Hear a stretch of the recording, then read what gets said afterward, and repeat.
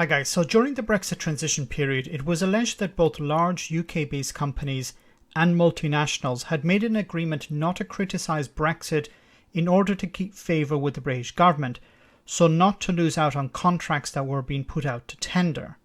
Well, since then we've seen many companies explain that Brexit has been behind their decision to up sticks practically or completely, and for many others to redirect investment that had been part of their long-term planning away from Britain to the EU instead. The latest case is no small fish.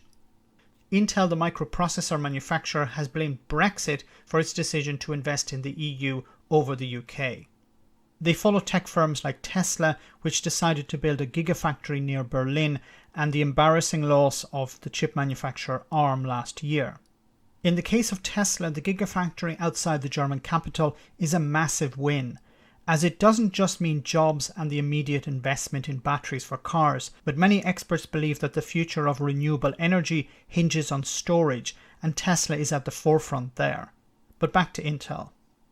Pat Gelsinger, the company's chief executive, told the media that before 2016, Britain, and I quote, would have been a site that we would have considered. However, he added, post-Brexit, we're looking at EU countries and getting support from the European Union. There is a global shortage of chips at the moment, and Intel has said that it wants to boost its output. There has been massive demand for processors in cars, for example, as we've seen a shift away from internal combustion engines to hybrid and electric vehicles.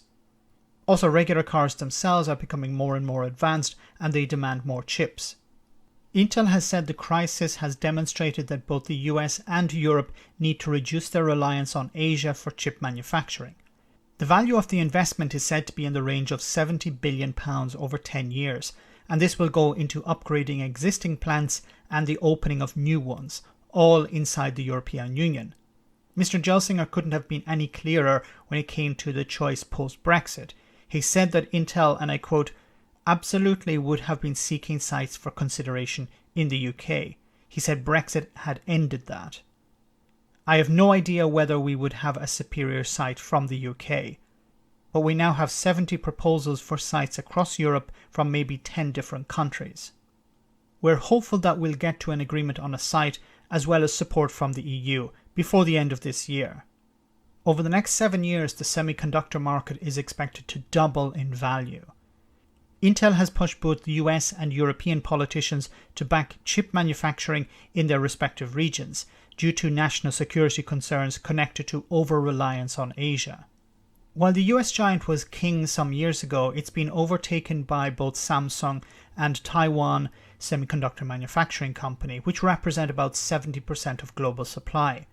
Boris Johnson at the Tory party conference tried to sell the idea of global Britain and how it would lead on the world stage when it comes to technology, for example.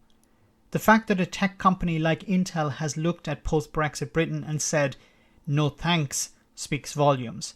£70 billion lost because of Brexit. Let me know in the comment section, guys, what you think. As always, your comments are greatly appreciated. Thanks a lot.